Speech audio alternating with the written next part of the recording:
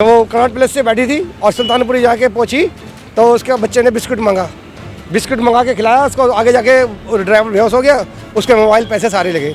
Mobile छीन लेता है, पर्स छीन लेता है, चैन स्नैचिंग होती है यहाँ पे। दिन दहाड़े भी ये काम होता है। दहाड़े होती है सुबह सुबह। यहाँ पे जब कतरे बहुत आते हैं वो पुलिस आती नहीं है यहाँ पे आए दिन वारदात होती है। सुरक्षित नहीं पटपरगंज क्षेत्र। नमस्कार, मेरा नाम है आफरीन खान और आप देख रहे हैं तेज तरार न्यूज़, जहां पर दिखाई जाती हैं खबरें दिल्ली की। और अगर आप उन खबरों को अपने मोबाइल पर देखना चाहते हैं तो प्ले स्टोर से जाकर हमारी एप्लीकेशन तेज तरार को इंस्टॉल कर सकते हैं और दिल्ली से जुड़ी तमाम बड़ी खबरें अपने मोबाइल पर देख सकते हैं। देखिए, आपको पता होगा राजधानी दिल्ली में यूं तो आपराधिक वारदातें अब आम सी हो गई हैं। आए दिन दिल्ली के अलग अलग इलाकों से ऐसी वारदातें सामने आती हैं जो हमें हैरान करके रख देती हैं। जी हाँ, ये वारदातें ऐसी होती हैं जो इंसान को सोचने पर मजबूर कर देती हैं राजधानी दिल्ली की सुरक्षा व्यवस्था के बारे में। देखिए, इस वक्त मैं मौजूद हूँ दिल्ली के विनोद नगर इलाके में और यहाँ से भी ऐसा ही सनसनीखेज मामला सामने आया है। जी हाँ, ये जो सड़क आप देख रहे हैं, पहले एक बार आपको दिखा देती हूँ कि ये जो इलाका आप देख रहे हैं, जो सड़क आप देख रहे हैं, यहाँ पर मंगलवार की रात को एक लड़के को जख्मी हालत में कुछ लोग फेंक कर चले गए। जी हाँ, उसके ऊपर चाकुओं से कई वार किए गए थे और उसको यहाँ पर फेंक कर जख्मी हालत में कुछ लोग यहाँ से फरार हो गए। जिसके बाद आसपास के लोगों ने इस बात की जानकारी पुलिस में दी। पुलिस की टीम यहाँ पर आई, उस लड़के को ले जाकर हॉस्पिटल में भर्ती करवाया गया और उसका इस वक्त इलाज किया जा रहा है। लेकिन आप देखिए, सीधा सीधा सवाल खड़ा करता है दिल्ली की सुरक्षा व्यवस्था के बारे में कि एक चलती सड़क पर आप देख सकते हैं, कैमरा उस साइड घुमाया जाए तो आपको नजर आएगा एक चलता फिरता ये रोड है। आसपास लोगों की जो तादाद है वो भी आपको नजर आएगी। कैमरा अगर ऊपर की साइड दिखाया जाए तो आपको यहाँ पर तमाम घर नजर आ जाएंगे। लेकिन उसके बावजूद भी जो अपराधी हैं वो इस कदर बेखौफ हैं कि ऐसे खुलेआम किसी को भी मार कर यहाँ पर फेंक कर चले जाते हैं। ना ही उनके मन में कानून व्यवस्था का कोई खौफ है, ना ही उनके मन में पुलिस प्रशासन का कोई खौफ देखने को मिलता है।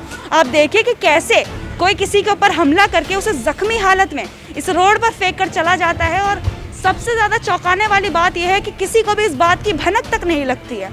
जी हाँ, ये एक चौंकाने वाली बात यहाँ पर सामने आ रही है, क्योंकि इस वारदात के बारे में अगर आपको बताऊं तो ऐसा बताया जा रहा है ये जो वारदात थी रात में तकरीबन 9 बजे के आसपास की है। लेकिन आप ये सोचिए कि 9 बजे ये जो दुकानें हैं आसपास की बंद तो नहीं होती होंगी, लेकिन फिर भी आसपास के लोगों को इस बात की भनक तक नहीं चली कि कोई आकर एक लड़के पर चाकुओं से ताबड़तोड़ वार कर गया, उसको जख्मी हालत में यहाँ पर फेंक कर चलते बने। अपराधी यहाँ से फरार हो गए, लेकिन आसपास के लोगों को इस बात की भनक तक नहीं लगी। क्या यहाँ पर आपको कुछ ऐसी बात नहीं लग रही जो हजम नहीं हो रही यहाँ पर? और इसी को लेकर आसपास के जो लोग हैं एक बार उनसे बातचीत करते हैं और जानने की कोशिश करते हैं कि क्या कुछ हुआ था और क्या कुछ उन लोगों ने देखा था। क्या कुछ हुआ था उस दिन यहाँ पर और क्या कुछ आपको पता है उस मामले के बारे में? मैडम, हम लोग तो काम करके गए और शाम को 8 बजे करीब जो है वहाँ पे पता लगा कि बाइक पे जो है लड़के ला करके और वहाँ पे बेकरी वाले के सामने डाल करके चले गए।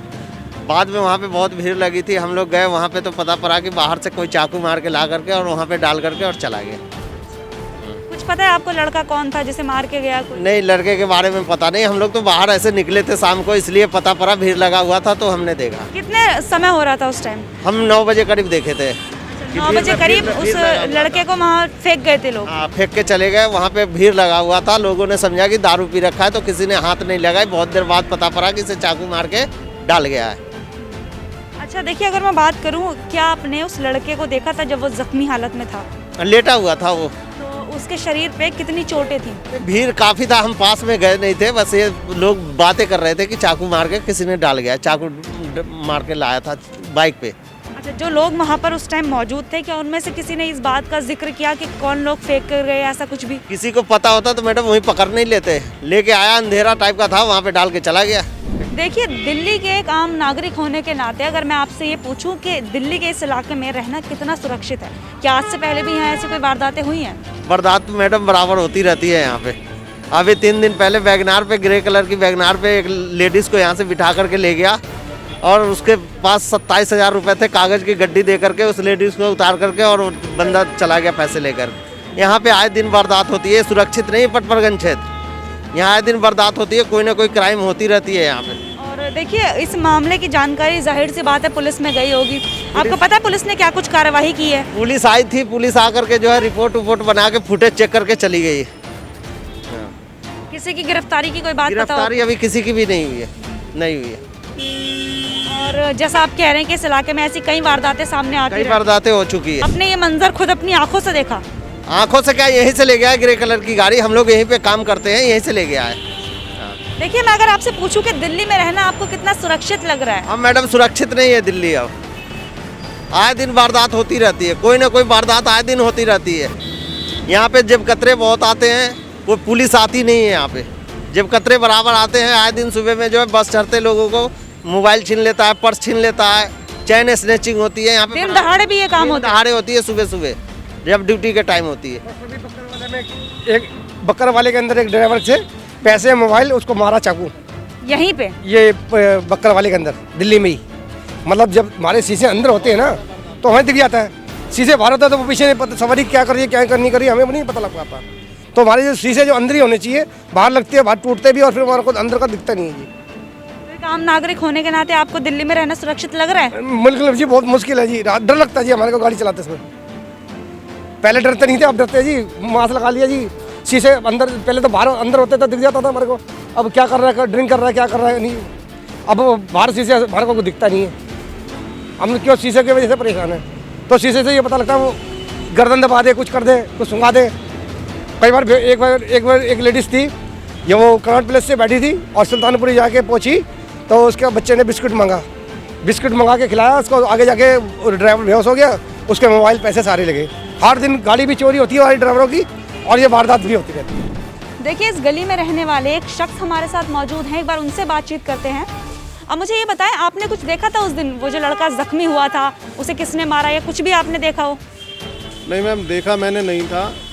उसको चाकू इस गली से कहीं बाहर शायद मारे हैं और हमारा शक है कोई 3 मोटरसाइकिल पे सवार थे जो उस चाकू लगने वाले से थोड़ी देर पहले ही इस गली से गुजरे। फिर जिसके 5 चाकू मारे गए वो जख्मी हालत में इस गली में आया और वो 3 मोटरसाइकिल वाले फिर उसके पीछे आकर उन्होंने इस केमिस्ट की दुकान, जो ये सामने केमिस्ट की दुकान है, उसे यहाँ पर जख्मी हालत में इसकी स्टेयर्स पर यहाँ पर बिठा दिया।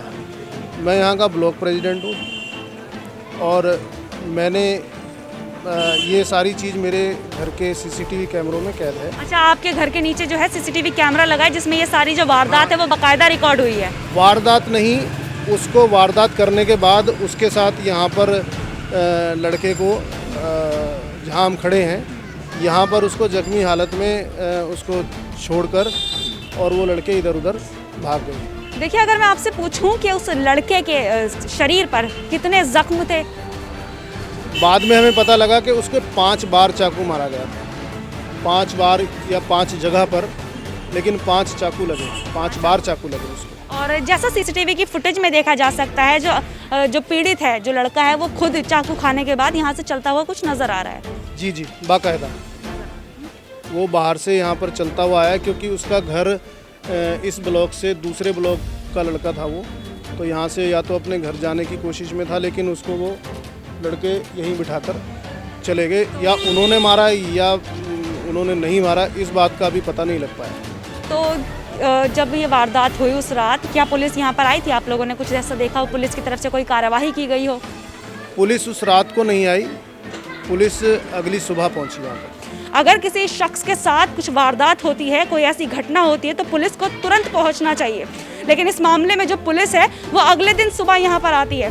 तो देखिए, अब इस मामले में देखने वाली बात ये होगी कि पुलिस प्रशासन कितनी जल्दी उन आरोपियों को धर दबोचती है। सीसीटीवी कैमरों की फुटेज को खंगाला जाता है और जो आरोपी हैं उनका पता लगाया जाता है कि ये जो वारदात है किस आरोपी ने की है। इस मामले में एक अच्छी बात ये है कि जिस शख्स पर चाकुओं से ताबड़तोड़ हमले किए गए उसकी जान बच गई है और वो सिर्फ जख्मी हुआ है। तो वो शख्स खुद गवाही दे सकता है कि इस मामले में किसने उसके साथ ये पूरी वारदात को अंजाम दिया गया। अब देखने वाली बात ये होगी कि पुलिस कितनी जल्दी उन आरोपियों को धर दबोचती है और उनके लिए कड़ी से कड़ी सजा मुकर्रर की जाती है। इस पूरे मामले पर आपकी क्या राय है, कमेंट सेक्शन में हमारे साथ जरूर शेयर करें। कैमरा पर्सन जगजीत सिंह के साथ मैं आफरीन खान।